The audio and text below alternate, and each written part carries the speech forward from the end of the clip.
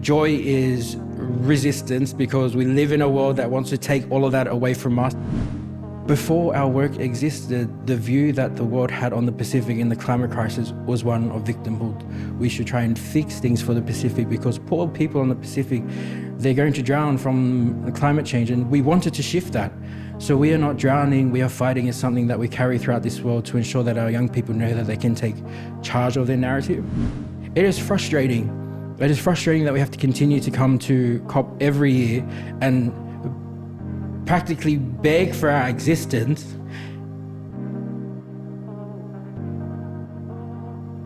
There are so many ways to protest, and activism looks like so many different things. Yeah. For us as people who center our culture and our story and our dance, standing up and using that as our platform is the biggest form of resilience that we can have. Hello, welcome to Earth Talk, the podcast for people and the planet. A space where we talk about global challenges from different perspectives, whilst we try to focus on solutions and reasons to be hopeful in times like these. I'm Leo Holldack, and thank you for tuning in. Hello, welcome to today's episode. Today our dear guest is Joseph Sikulu. He's a climate warrior from Tonga. So thank you so much for taking your time to be here. And first, how are you? Thank you for having me. I'm doing okay this morning. It has been a long first week of COP and looking forward to the end, hoping for the best, but I'm doing fine. Okay, for the people right now who are listening, they don't know you. So do you mind to give yourself like a small introduction that we know a little bit better, like who you are? So I'm from the Kingdom of Tonga, which is the Pacific's last remaining kingdom. And our islands are situated just south of Fiji and Samoa. It's made up of over 170 islands. They say in Tonga, the real Tongans are the whales who come into our oceans to give birth because they come in and give birth to their children and stay, whereas the rest of us have our children and leave the island. Yeah. And that's my story because it's a story of migration because I'm from Tonga and I was born there, but I grew up in Australia because my parents wanted to give us the best future as possible. And so my activism is grounded in both the realities of Tonga and where I grew up in Australia. Beautiful. And did you grow up like your whole life in Australia, or have you been living for one part in Tonga as well? I'm really lucky that I grew up with lives in both Tonga and Australia, and I'm able to travel as freely as I like. Yeah. And so if ever I need to go back to Tonga, I'm there. I was there last month and I'm in Australia this month. My family are there at the moment. Yeah. We still maintain our house in Tonga. We still have our plantation in Tonga, and we have our life in Australia too. And so I'm really lucky that I'm able to walk in both worlds as much as I want to. Yeah, beautiful. So for the people right now who are also listening, maybe they've never been to Tonga. So can you give us like a small like introduction, like how is Tonga? Maybe how does it look like? How does it maybe sound like? How does it feel like? Maybe how does it taste like? That we have like a better understanding of that place. Tonga is like a step back in time. It is not as developed, I guess, for tourism like so many of our other islands are. So when you walk on island, you can smell the heat and you can smell the humidity in the heat because it's hot. It is just surrounded by coconut trees and mango trees. Today is Sunday, so when you wake up, you'll hear the roosters and the cockatoos crowing, you will hear the church bells ringing, and you'll just hear the sound of church singing everywhere. Sunday is probably my favorite day, and the smell on a Sunday morning is the smell of umu. Everybody is lighting their fires because in Tonga on a Sunday, you put your food in the ground into the umu, you go to church and you come back and you eat it. So the smell is just burning wood and underground oven food, and the sound is it's church or silence. But that's Tonga. It's such a step back in time in the way people walk and the way our families all live together. And there's not much on island in terms of amenities or fun things to do, but there is ocean, there is coconut, there is mangoes, there is family, there is good food, and that's where I come from. Beautiful. And you already now mentioned like a little bit like how the people are, how life on Tonga is, but can you maybe also give us like a better understanding, like really how are the people living there, and maybe also how were they living, I don't know, a couple of 100 years ago? I'd say life is still very similar there to how it was 100 years ago. The Tongan traditional structure is built around our families, and that's something that has helped our culture persevere throughout this time. Everybody in the familial structure has a role to play, and everybody understands their role in that family structure. And traditionally and culturally, that has helped keep us together. And so life is very much similar to how it always has been.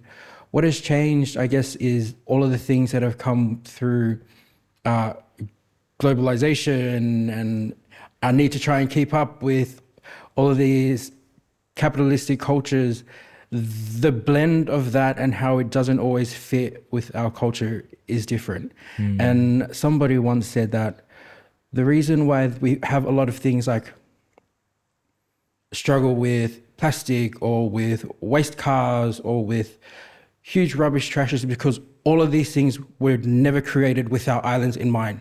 They weren't created for our islands. What was created for our islands were all of the things that we have on there, and those are things that can help sustain us. And so life in Tonga is simple. In terms of work, most people are still farmers. People sustain their lives through agriculture and fishing. Yeah. There isn't a whole lot of industry, but people are happy. Yeah. And just really like I can paint myself a picture. So just to you're kind of like sum it up, like where you're from. So how many islands are like in Tonga, and also like maybe how do they look like? Are they like really like above sea level, or like really like more flat? Like how is like the landscape so far? There are over 170 islands that are spread far across, and they're grouped into small groups. So in the south, we have the main group, that's Tongatapu, and Tongatapu is flat, like a pancake. Yeah. And it is one of the most vulnerable areas in Tonga when when it's inundated by seawater or when the storm surges are there. It is felt. It brings up the rocks from the ocean into the land. And many of the islands up north of there are still the same. Atoll shoals, atoll islands, small islets. There are a few volcanoes where we come from too, because Tonga sits on the, whatever that big ring of fire is. It's called the Ring of Fire. Yeah. And so there's a lot of volcanic activity in our islands as well. And there are some volcanoes up north, but mostly it's low-lying atolls, shoals, and islets, I think they're called. I get you. So before we head now a little bit more into the present of Tonga, and also like what you guys are facing there, maybe like to like one last question there. Is there like one specific like childhood memory which is really close to your heart, which you really connect with Tonga, and which is like a really beautiful memory for you? It's such a strange memory to come back to, especially in the context of climate. But one of the first things I remember is Christmas, and Christmas is cyclone season at the moment between November and April. And what I remember is the wind blowing through our house, and all of the doors and the windows will be open because that's what we were told will happen. And it would blow the mats up off the ground, and we'd be jumping on it like as if it were a jumping castle, because the wind would come in and it would just raise it. Yeah. And we would have so much fun. And then the rain would be pouring outside, and we'd have like this pen outside that is a sunken hole out of concrete, and it'd just fill up with water, and we would jump in like it was a swimming pool. And so the rain for us was always somewhere to celebrate outside in, and we would just be playing it in this storm. But my relationship to those storms now, my understanding of them and how we've seen them progress since then and now, is just shifted so much. But for me, that's what always sticks in my head. I totally understand, and seriously sounds like a beautiful memory. But now, as you talked about this memory, which differences maybe do you now notice, like when you're back in Tonga? How did the landscape, or maybe how did the islands like change, like when you were like a young child running at the beach maybe, and now as an adult person being at the same place? Like which differences do you notice?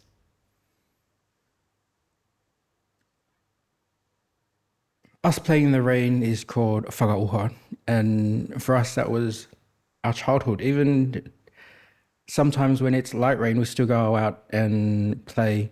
But seeing my nieces and my nephews and my cousins, the way they experience the storms now and how they've intensified is totally different. A lot of the time now, because I'm mostly based in Sydney, we experience these storms through our like our group chats through our messenger, and they'll be live streaming us. And rather than being outside and not being fearful of the storm, our families are inside praying or singing or worried about whether or not my grandma's going to make it through this next one, or worried about whether or not the roof is going to fly off, or if we've tied down everything to make sure it doesn't fly away, or worried about the fact that the house is shaking or that the power is going to cut out, or trying to plan for tomorrow when they get up to know that they're going to have to again rebuild and to clean and to fix everything up.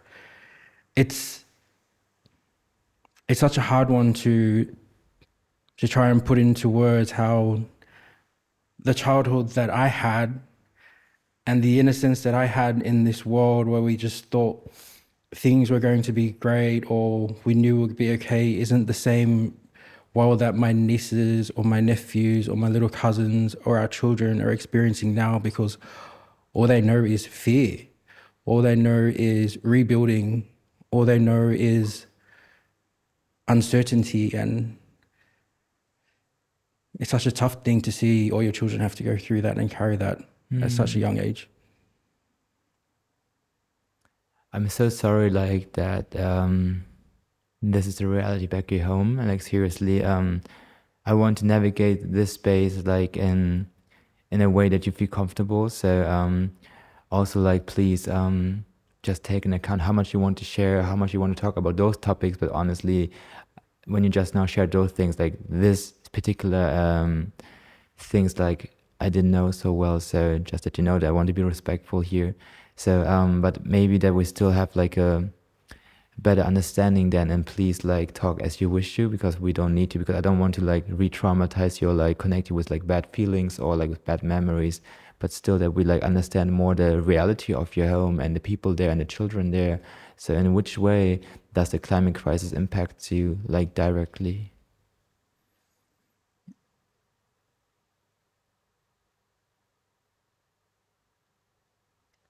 I think you don't really process any trauma or how you feel about climate when you work in the space around climate, because our work is trying to advocate for that.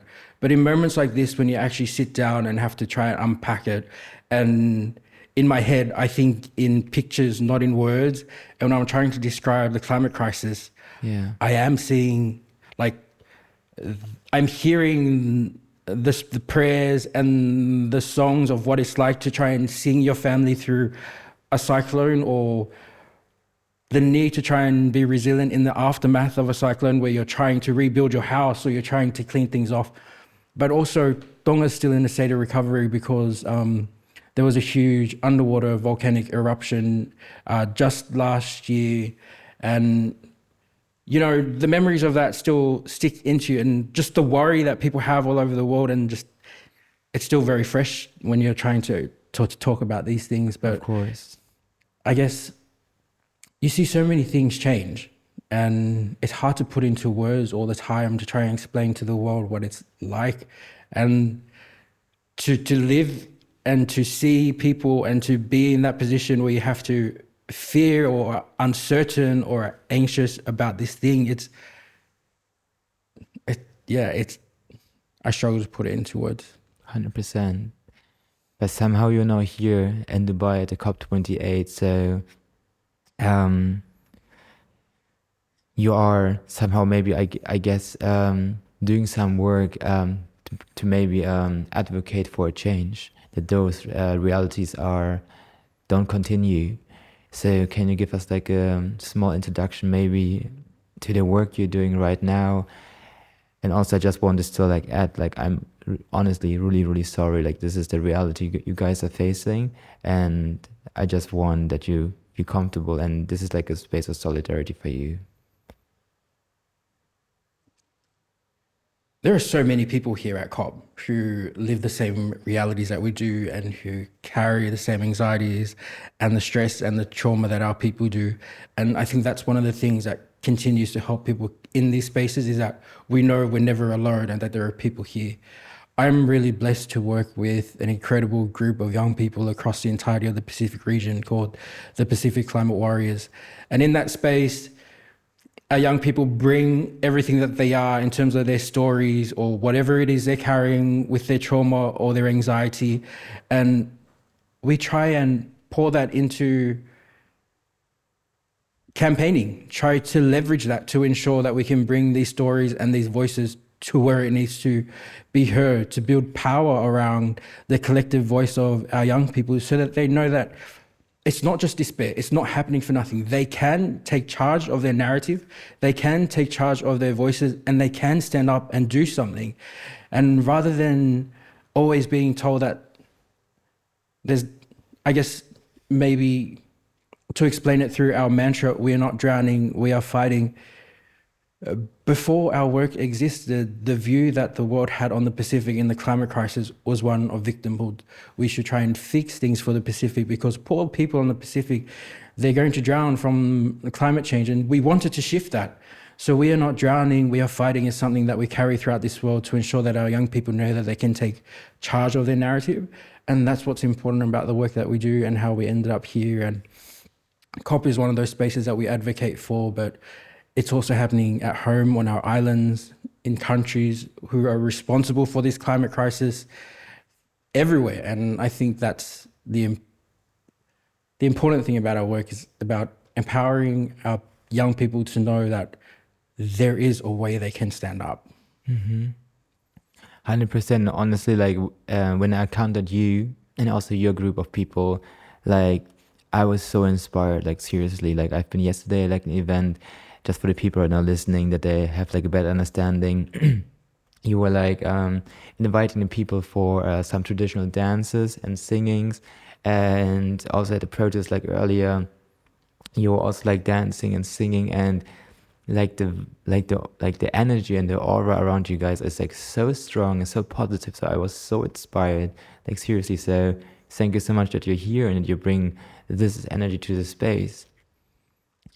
We like to say that there are so many ways to protest, and activism looks like so many different things. Yeah. For us as people who center our culture and our story and our dance, standing up and using that as our platform is the biggest form of resilience that we can have, especially in the climate crisis when everything that we are, our stories, our culture and our dance, connected to the islands that are so threatened by the climate crisis. And these are all the things we have to lose.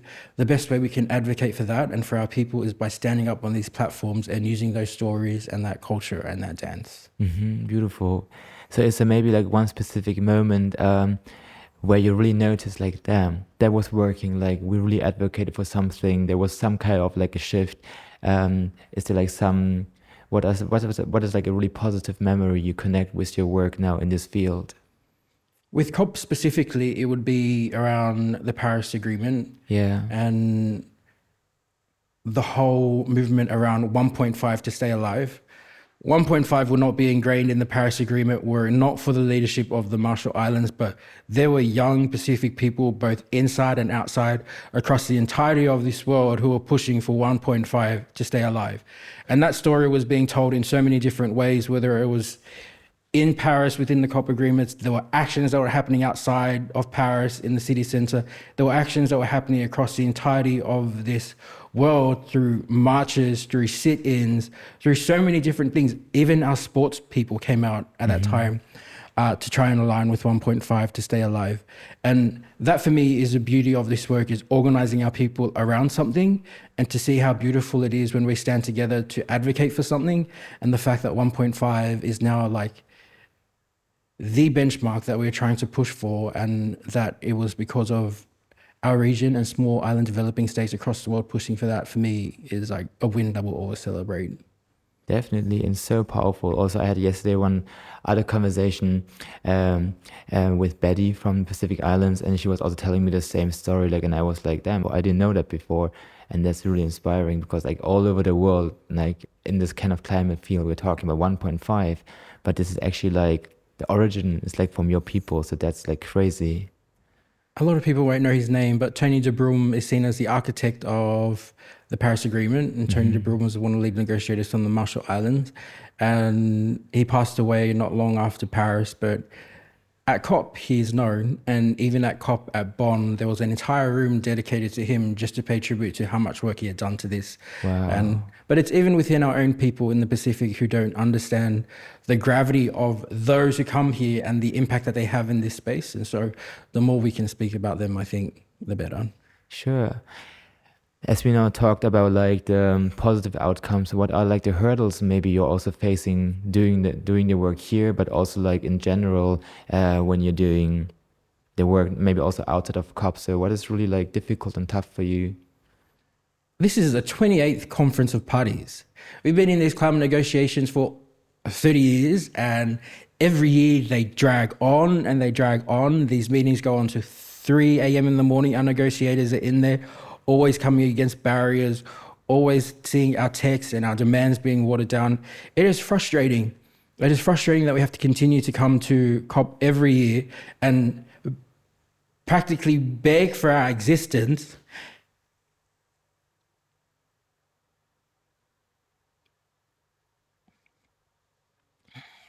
I totally get you, man. I'm so sorry. Yeah, I think it's just tiring. And I've been to so many of these, and sometimes you wonder if it works or not. And you know that the COP space is important for our governments because outside of negotiations, they have an opportunity to advocate for things within bilaterals and multilaterals around finances for our own islands, and also advocate for the projects that are working. But the UNFCCC process is broken. And the fact that we have to continue coming back here and at the end of it, never get exactly what we want, but still have to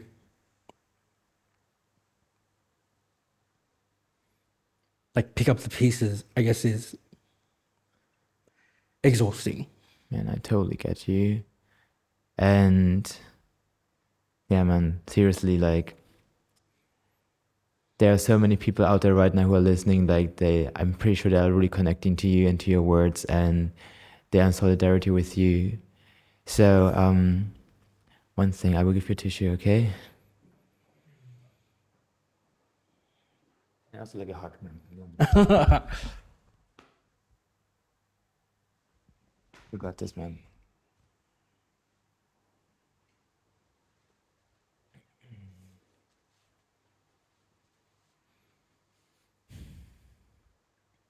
Man, I get you. And I'm so sorry, like this is the reality.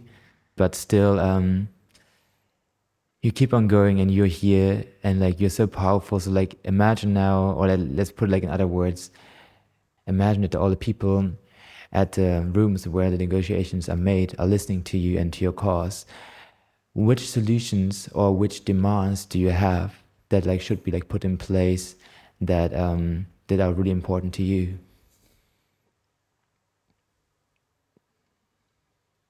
Oh, where do you start with that? I guess firstly, maybe I'll just acknowledge that it is tough, but we keep coming back year after year because the UNFCCC process is the only one available for us to be able to advocate for everything that we need for our people in order to ensure our resilience, to ensure our survival, and to ensure we can continue to thrive. And so we continue to push for all of the things that our people need.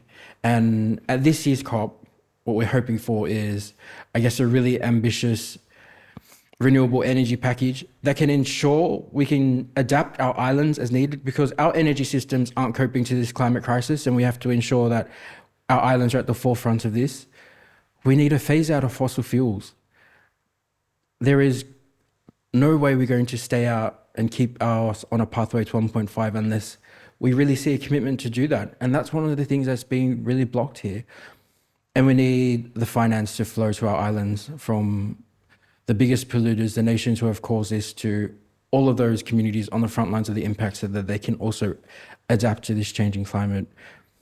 Whether or not we get any of that we'll see in the next few days. 100%. I have right now like a more personal question, and you don't need to answer that if you don't feel like it, but still, as you're speaking, and of course you show yourself vulnerable, and I'm so grateful to have the honor that you show yourself vulnerable in such a space, because I think it's so important also to sometimes like to show who we are and like how the things are really affecting us, because this is like, we are not numbers, you know, like you're not a number, like we are all human beings and it's all interlinked. So you still keep on going, and you're really, really strong, and your people are like here and like so like still positive, like have so much energy. So when things sometimes look so bleak, how do you still find the power to keep on going? Because I can imagine sometimes it's really, really difficult. So maybe for the people right now listening and they really connect to you, and maybe also they feel sometimes down, maybe which advice would you give them, which also worked for you, that you still keep on going? One of my most favorite things about Pacific culture is our ability to laugh through our adversity. And it doesn't matter what we do or where we are or how serious things are, we will always find something to laugh about. And that's important.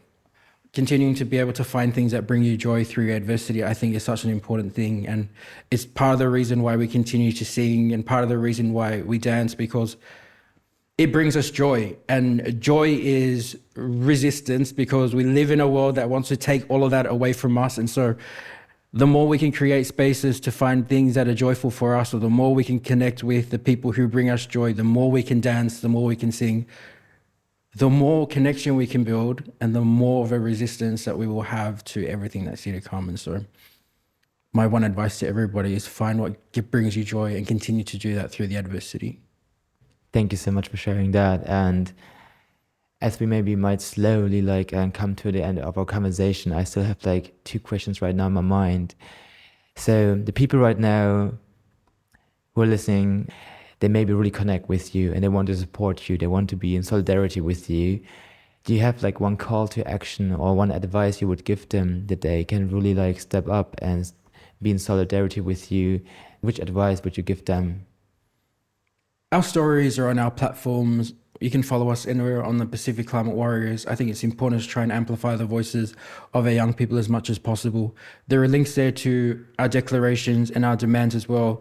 But I think anybody listening, the most you can do is to push your governments and your leaders to demand the exact same things that we are demanding too. It's important that we build a culture around the entirety of this world where we're all singing the same song.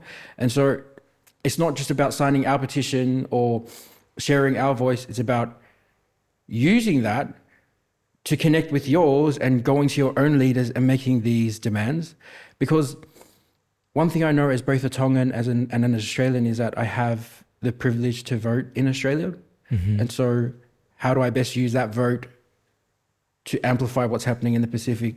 How do you use your power that you have in your country to ensure we're saying the same thing? Because we're doing everything we can. It's just the rest of the world needs to catch up. 100%, and thank you for sharing that. And I'm pretty sure that, I hope so, that some people really feel inspired to do so. In this podcast, my last question is always, what gives you hope?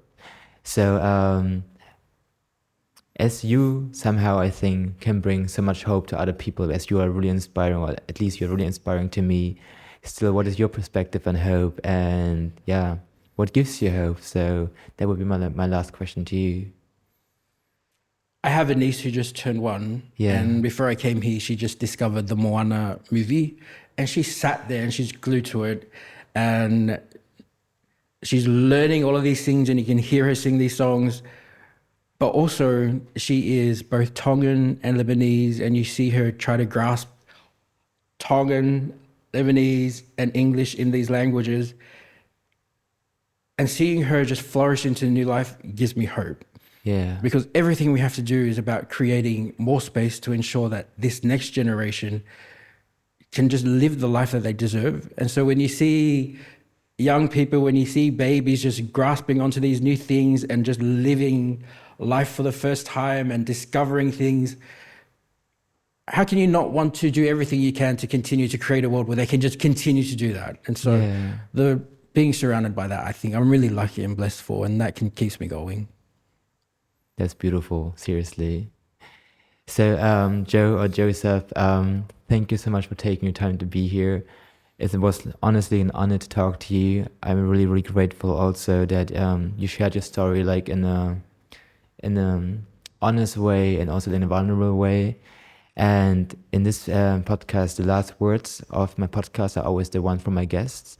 So if there's like some last thoughts, some last ideas which I didn't ask, but you feel like are important to touch upon, there's like the space to do so. But also it's completely fine if you feel like, hey, I've said everything I wanted. But thank you so much from my side for the work you're doing, for the inspiration you're being, and I wish you all the best. And the last words are yours. Thank you.